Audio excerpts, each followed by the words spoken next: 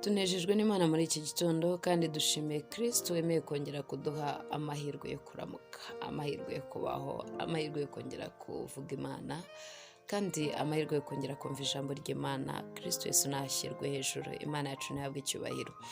Rero turi muri kiganiro cyacu buri gitondo hamwe na Yesu, aho tubyuka twumva ijambo ry'Imana kandi tuganira na Yesu, duhura nawe buri gitondo. Reka rero uyu munsi twihute tugere ku ntego yacu uyu munsi. Hari ikintu kitagora mu buzima bw'umwana w'umuntu, umuhitishijemo kubaho cyangwa gupfa. Byoroshye birya, igisubizo ni nkeneye kubaho. Ndashaka gukomeza kubaho, ndashaka gukomeza kurama. Akenshi na kenshi dusengera kurama ibyifuzo byacu. Mana nuduhaze uburame, Mana dukomeze tubeho.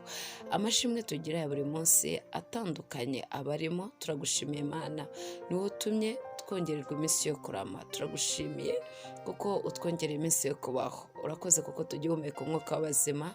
Ayo ni amashimwe ya buri gihe mu buzima bw'umwana w'umuntu. Iryo shimwe riba rikomeye cyane. Iki ni ikikwereka ngo ubuzima bwa muntu bufite agaciro gakomeye mu mpano Data duhaye. Impano yaduhaye ikomeye harimo n'ubuzima. Yesu nashyirwe hejuru. Turamushimiye impano y'umugisha yaduhaye yo kuba turiho, yo kuba turi bazima. Ese ujya wibaza impamvu Imana ikongera umunsi wo kubaho? Ujya wibaza impamvu Imana ikongera umunsi wo kurama? Iyo ubyutse mu gitondo utekereza iki kuri ayo mahirwe ugize? Ese ujya utekereza ko hari abandi bapfuye muri iryo joro? Ujya wibuka neza yuko abo mungana bose batakiriho? Ujya wibwira neza yuko abo uruta nabo hari abagiye? Utekereza ko n'abakuruta nabo benshi batakiriho? Ese wibuka neza yuko hari abo mudahuje amahirwe yo kubaho kandi bapfuye? Bamwe bari bafite ubuzima bwiza ndetse bukurenze. Hari n'abakurushaga ubwiza, hari n'abakurushaga gukiranuka. Ujye ubitekereza buri gitondo uko ubyutse ngo wibaze impamvu Imana ikongera umunsi wo kurama. Ni muri cya kiganiro cyacu buri gitondo hamwe na Yesu niho tugiye kuganira impamvu yo kongererwa umunsi umwe cyangwa ibiri cyangwa itatu iyo usigaje ku isi yose. Ni impamvu z'Imana bwite. Imana ntihabwe icyubahiro. Rero muri ayo mahitamo twavuze, umuntu wese umubajije ati se hagati yo kubaho no gupfa urumva wahitamo iki? Igisubizo cyoroshye gitya, ahita akubwira ati njyewe ndashaka kubaho. Aho umugabo wita Ezekiya baramubwiye bati rero igihe cyawe cyo gutaha kirageze. Hanyuma ngo yerekere ivuri, abwira Imana yibutse imirimo, aravuga ati ndashaka kurama, ndashaka kubaho, ndacyashaka kurya cyangwa se gukomeza ubuzima bwanjye bwa buri munsi n'ibindi byinshi bitandukanye. Imana imwongerera indi myaka 15 yo kurama, nubwo bitamugendekeye neza mu isoza rye kubera ko yaje kugira ikibazo gikomeye cyane, akora ibyo Imana itashakaga bimuviramo n'ibihano. Ariko reka mbabwire ngo buri wese igisubizo kiba ari yego ndashaka kurama, yego ndashaka gukomeza kubaho. Hanyuma rero habasigaye kwibaza ikibazo ngo ese wabuze impamvu yo kurama kwawe cyangwa yo kubaho kwawe? Dawidi asubiza kino kibazo yaravuze ngo sinzapfa nzarama, kugira ngo mbwire abantu imirimo Data yakoze.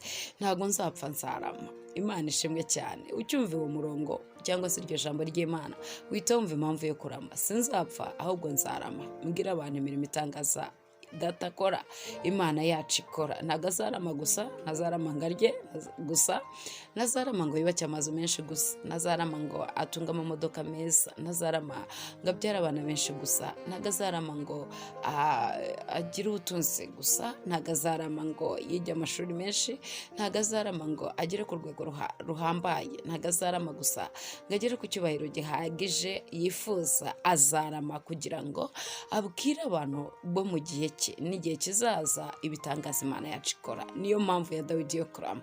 Wowe impamvu yawe yo kurama ni iyihe? Impamvu yawe yuko Imana iguhaye umunsi muri iki gitondo ikongerera umunsi yo kubaho ni iyihe? Imana itugirire neza kandi ndibwira neza yuko muri iki gitondo hamwe na Yesu cyangwa se muri gahunda yo gusenga no kuganira n'Imana ikwibutse neza impamvu yawe yo kuba uriho.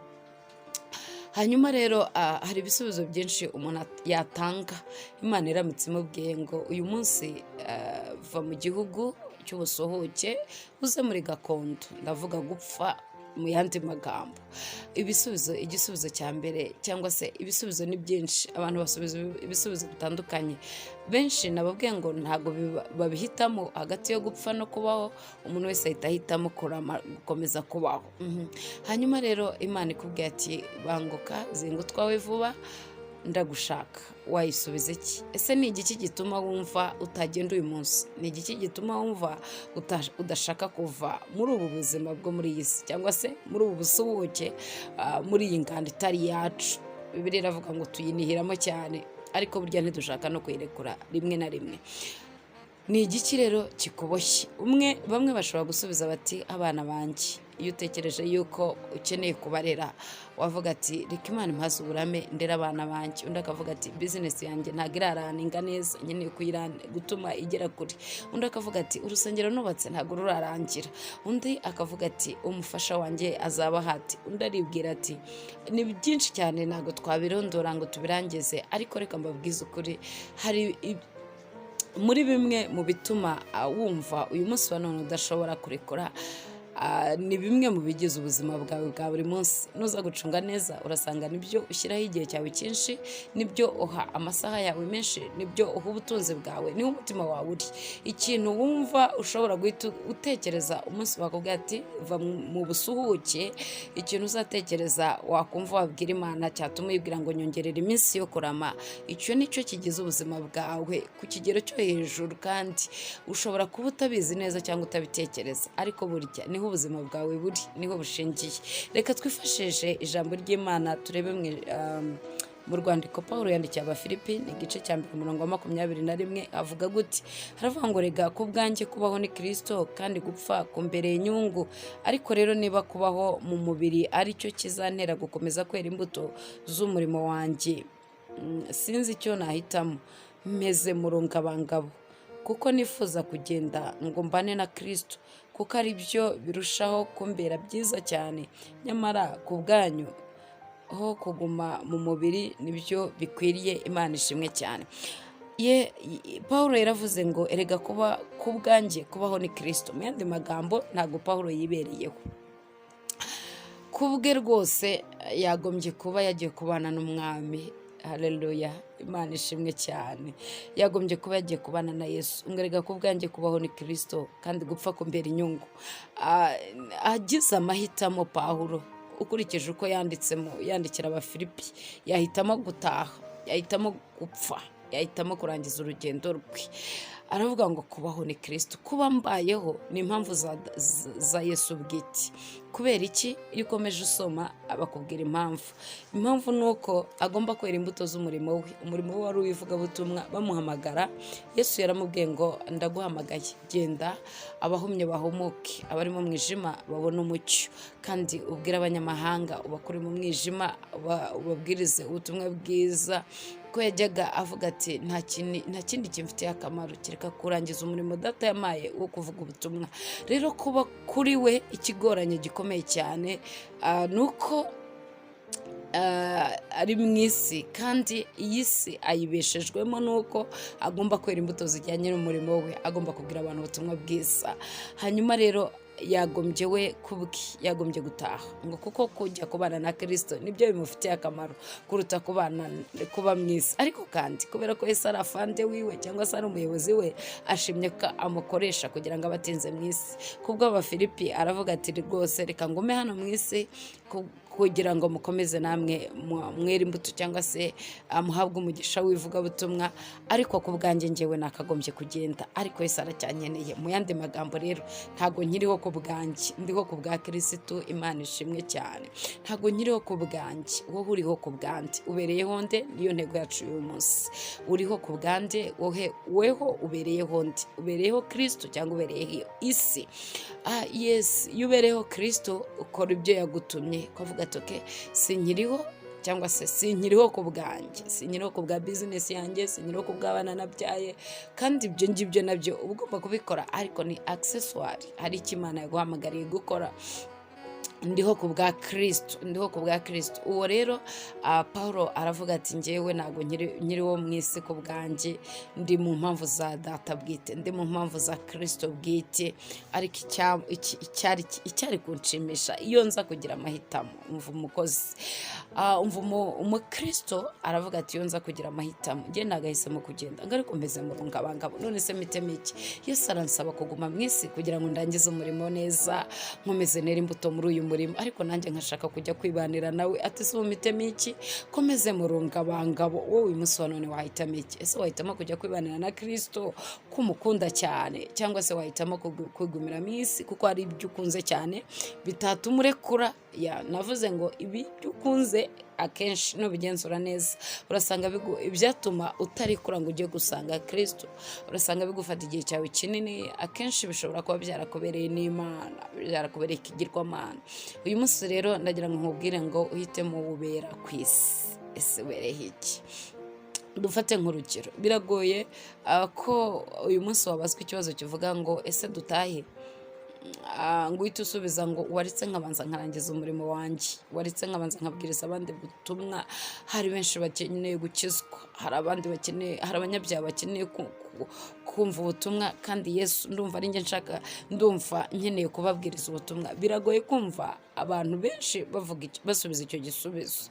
Byoroshye rero kumva basubiza ibijyanye n'imibereho iby'isi. Size narangije etaje yanjye, size ntubatse, abana banjye ntibarangije kwiga, madamu wanjye arankeneye, urugo rwanjye rurankeneye, ntunjyane, ntabwo mfite gahunda yo kugenda none. Ibyo ni byo bisubizo twese tuba dufite mu mitima yacu. Ariko uyu munsi ndagira ngo ngutangarize ngo nyanjye nkeneye kubaho ku bwa Kristo, nkeneye kubaho kubw'umurimo we. Ese nuwuye? Imana ikugirire neza, nicyo waremewe. Nkunda kubigaruka nkavuga ngo impamvu y'Imana kukurema irakuruta, kuko umugambi w'Imana ni munini cyane kukurenza. Impamvu wakabayeho rero ni ukubera uwo mugambi. Usubiye kuri cya kibazo twabazaga tugitangira cyavuga ngo mbese uzi impamvu Imana iguhaye undi munsi mu gitondo? Impamvu Imana ikongera umunsi yari irimo ikubwira ngo iri imbuto zijyanye n'umurimo wawe. Nigeze mbabwira ngo burya Yesu naza tuzabarana bitewe n'amatarano yaduhaye. Uyu munsi abakubwiye ngo genda wera imbuto zijyanye n'icyo naguhamagariye, genda wera imbuto kandi nyinshi. Yesu yigeze abwira abigishwa, arababwira ngo imbuto zanyu zigumeho, nyinshi kandi zigumeho kandi nziza. Uyu munsi muri iki gitondo abakubwiye ngo ongera ubeho, ariko ubeho ku bwanjye, ubeho ku bwa Kristo. Ntagakongera iminsi yo kubaho kugira ngo winezeze, ntagakongera umunsi wo kubaho kugira ngo wijandike mu byaha, ntagakongera umunsi wo kubaho. Yes, ibyawe ugiye kubikora ni byiza, ugiye mu kazi, ugiye kubaka, ugiye gucuruza, ugiye kurera abana, ugiye kwigisha, ni byinshi ugiye gukora muri iki gitondo. Ariko reka nkubwire ngo ntabwo ari ibyawe, ntabwo ari impamvu zawe. Mu kazi kawe kose ni Kristo ugomba guhabwa icyubahiro, izina rye rigashyirwa hejuru. Ugomba gukora uko ushoboye, ibendera ry'ubutsinzi rikazamuka mu kazi. Ugomba gukora uko ushoboye mu rugo rwawe, ibendera ry'umwami rikazamuka. Mu byo ukora byose umunsi wa none ugomba kuramya Imana. Ibyo ukora byose ugomba kuramya Imana. Imana ibiguhaye n'umunsi kugira ngo ongera undamye. Kandi mu kuramya Imana rero harimo gukora imirimo yo gukiranuka.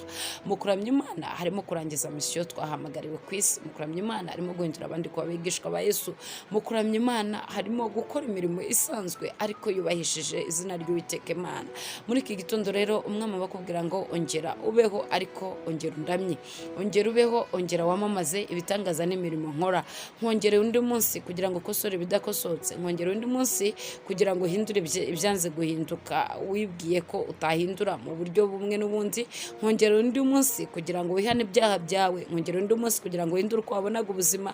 Nkongere undi munsi kugira ngo wige kubaha Imana no kuyikunda. Nkongere undi munsi kugira ngo utunganye ibidatunganye, kuko ejo naza. Undi munsi nagaruka nkagutwara cyangwa se nkagukura mu icumbi. Tunganya ibidatunganye. Niyo mpamvu yo kukongerera umunsi rero. Nuhaguruka ushima Imana, ndashimira Imana ko ngihumeka umwuka w'abazima. Ujye wongeramo ngo ndashimira Imana ko impaye umunsi wo gutunganya ibyayo. Nuhaguruka uvuga ati ndashimira Imana ko inyongereye imyaka yo kubaho, ujye wongeraho ijambo rivuga ngo ndashimira umwami Yesu yuko atemeye ko ngenda mu myaka ishize ntatunganije ibyo ngomba gutunganya, ariko kuri iyi nshuro ndimo ndatunganya ibyo ashaka. Imana itugire neza. Umwami Yesu nabaha umugisha, muhahe muronke, mugubwe neza. Turabakunda, haleluya, kandi turabingingira Uwiteka Imana kugira ngo akomeze abarengere muri byose. Umwami Yesu akomeza abashyigikire. Ndakwinginze ngo uyu munsi wa none Imana iguhaye ntuwupfushe ubusa, ejo ntabwo ari uwawe. Ujye ushimira uwiguhaye mu gitondo, utazi nta masaha uri buwumaremo, gusa umunsi iguhaye, isaha iguhaye, iminota iguhaye, isegonda iguhaye, niyo gutuma izina ry'Uwiteka Imana rihabwa icyubahiro, niyo gutuma Imana ishyirwa hejuru.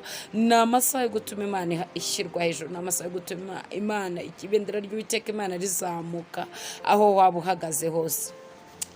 Paul aravuga ngo mbereho Kristo nawe ubereho umwami, nawe ubereho umwami, ku buryo wahera mu rungabangabo avuga ati rwose nagahisemo kujya gutangabana na data, ariko kubera yuko akeneye ko ndangiza byinshi mu isi, akeneye ko nkora umurimo we ku isi, akeneye ko abantu bakizwa, ko nababwirije ubutumwa bwiza, meze mu rungabangabo, mpisemo mbuze icyo mpitamo. Ese we wahitamo iki? Ni iki kigatuma utinya gutaha uyu munsi wa none? Ese usanze ari impamvu z'Uwiteka, usanze ari impamvu za Kristo, cyangwa se ni impamvu zawe bwite? Imana ibahe umugisha, muhaye muronke. Shalom shalom.